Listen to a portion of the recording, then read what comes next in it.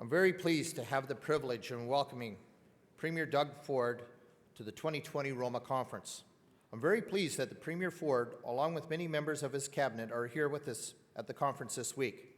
Clearly, the provincial-municipal partnership is important to Premier Ford, as it is important to ROMA and the municipal sector. A dedicated community leader, successful business person, passionate advocate for people, the Toronto City Councillor from 2010 to 2014, Premier Ford's commitment to public service is strong and deeply rooted in family. Please join me. A warm welcome to the Premier of Ontario, Doug Ford.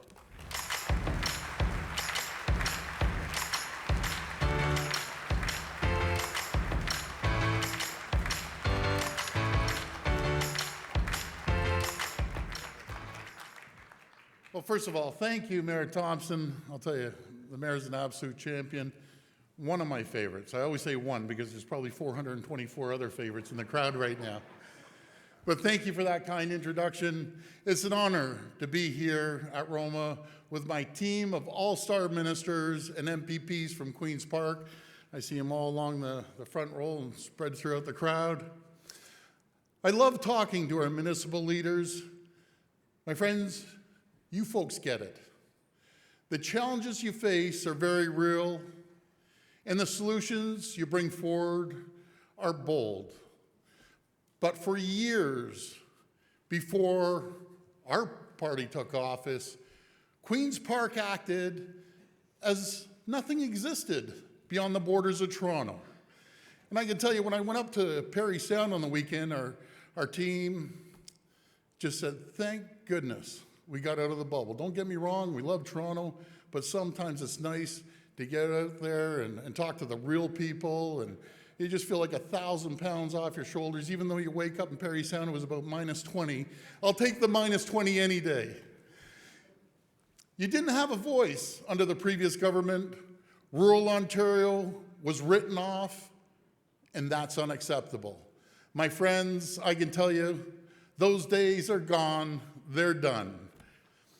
I'm proud to say that this is a government that works for each in every community in this province.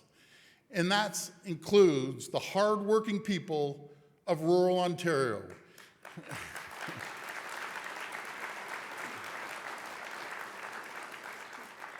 In fact, we are investing more into rural communities than any government in the history of Ontario. And I'm looking forward to running through some of the incredible investments we're making to make sure our rural communities continue to thrive. You know, I just love the people of rural Ontario. As I said, when I got up there over the weekend, I felt like $1 million. They're the most down-to-earth people I've ever met. And rural Ontario is an important engine of our economy.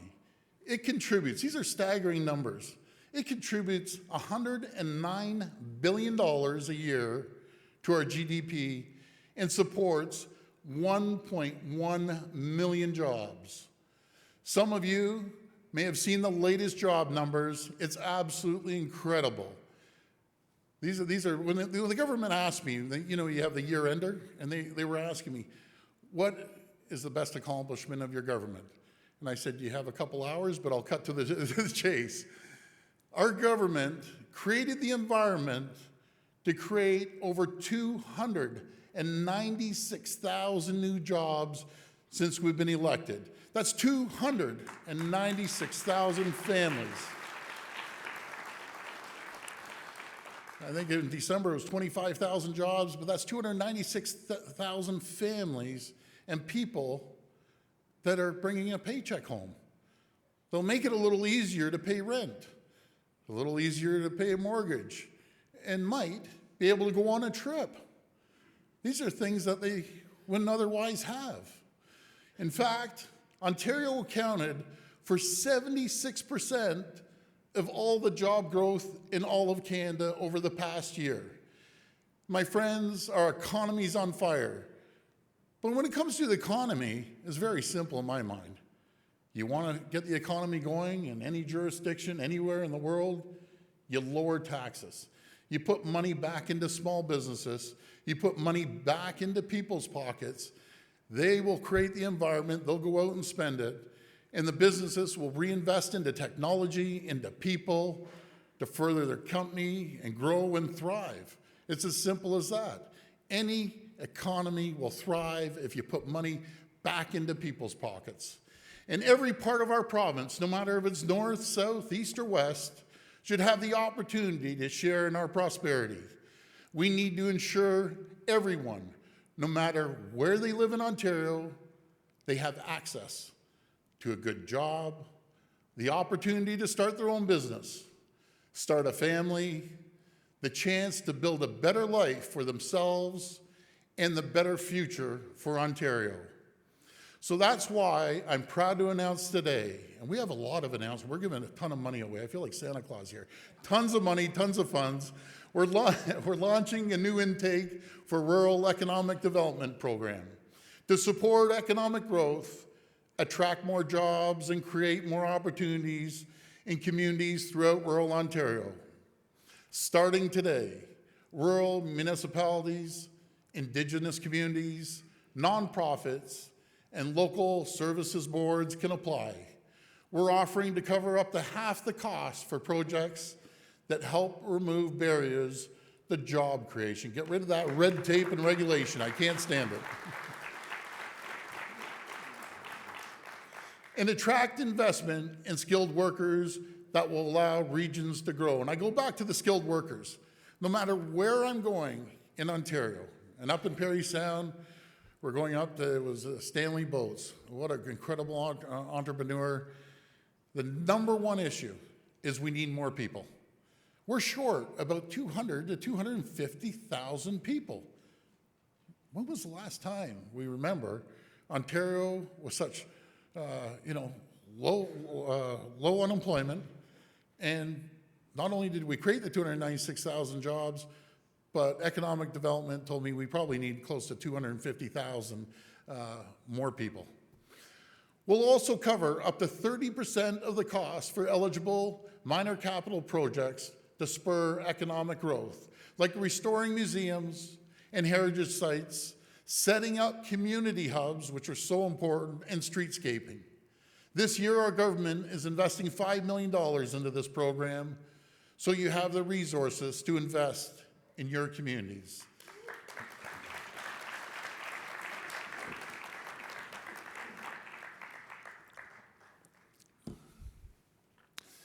I want to thank Minister Hardeman for your leadership in this very important program.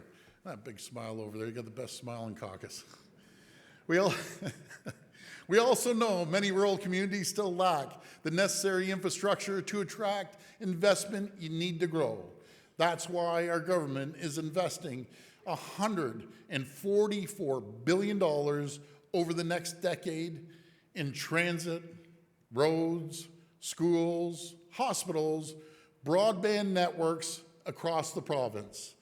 Part of this is through the Federal Investing in Canada Infrastructure Program, better known as ISIP, where we're providing $30 billion in new infrastructure across this province. This money that will help build and improve projects like public transit, roads, highways, bridges, and broadband, including 144 projects in rural and northern communities.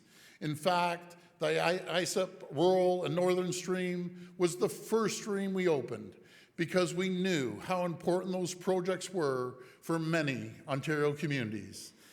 I'm thrilled the federal government has recently approved 84 of the projects we submitted, but even better news, those include 62 out of the 84 are for rural and northern communities.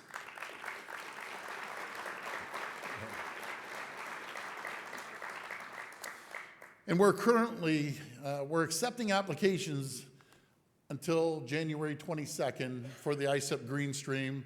So we're running out of time, get the applications in and get the money. This includes a $200 million investment in eligible water, wastewater, and stormwater infrastructure projects for municipalities with 100,000 residents or less. And as I said earlier on, I was just up in Parry Sound on Friday with Infrastructure Minister Laurie Scott, MPP Norm Miller, to announce the new Ontario Community Infrastructure Fund. I think this is an incredible fund. We're approving, or providing, I should say, $200 million for 424 Ontario communities to build and repair roads, bridges, water, and wastewater facilities.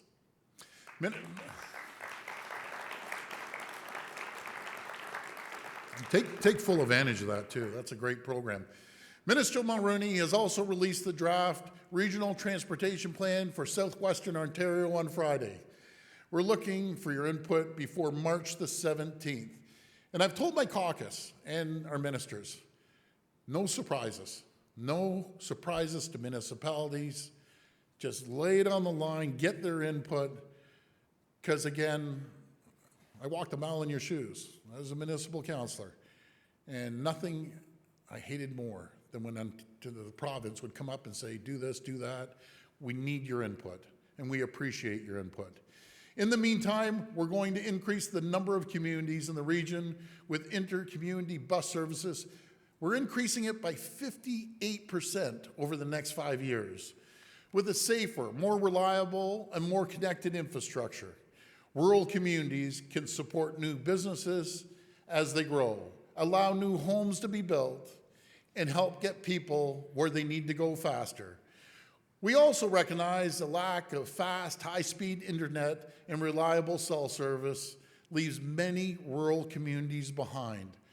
I'm telling you that is absolutely critical. When I'm driving with the detail and we're way up in God's country, and all of a sudden your cell goes, just imagine if it was a loved one that, had a car problem on the side of the road, or just simply connecting to the internet.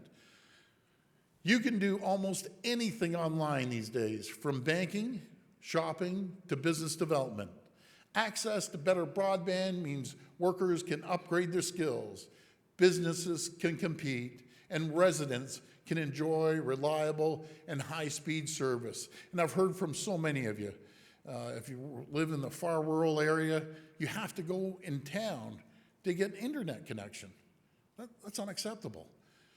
That's why our government is investing $315 million to improve and expand broadband and cell coverage in rural Northern Ontario. That is absolutely critical. I'm even clapping for that one. That's good. As part of our government's broadband and cellular action plan, and today we're taking another step forward towards that goal. I'm pleased to announce that 3 rural broadband contracts have been awarded already through the SWIFT project. These 3 projects represent a combined investment of $34.5 million from the province, the federal government, and the private partners, benefiting over 11,000 homes and businesses in Norfolk, Wellington, and Lambton counties.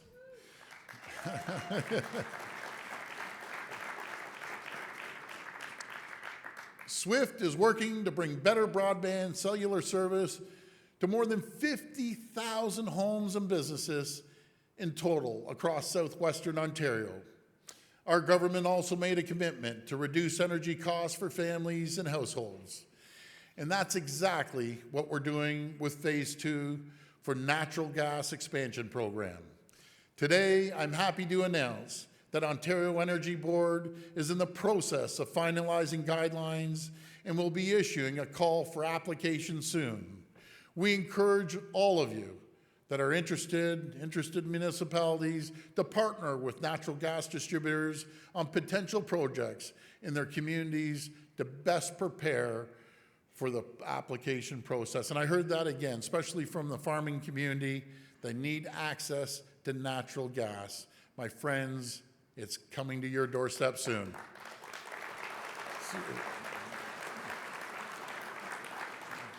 Just switching over to natural gas can save a household up to $2,500 a year in heating costs, not to mention businesses that have to go on natural gas. It's one way our government is making life more affordable for the people of Ontario. Finally, we will continue to work with our municipal partners to give you the tools you need to build for the future. As you know, our government expanded the Municipal Modernization Fund to include small and rural municipalities. It's one way we're helping 405 small and rural governments across our great province to find savings, modernize, and work smarter, so you can continue to deliver the services that people in your communities rely on every day. And Minister Clark will have an important update on this fund, and it's a great fund, later today, so stay tuned. We're going to keep working hard to make sure our plan to build Ontario together is delivering for you, for the people everywhere in this great province. And that includes building a stronger, more prosperous rural Ontario where everyone has the opportunity to build something better, a career, a business, a family, and a future. No matter where they call home in this province, we can't do it alone. Working together, we can continue to build a strong, thriving Ontario, the best place in the world to live, work, and play. We will continue to thrive as a province if we work together, and there'll be no place in North America that's more competitive than Ontario is. We are seeing growth, the likes of which this province has never seen, but we still have a long ways to go. I thank you, and God bless each and every one of you. Thank you. Thank you.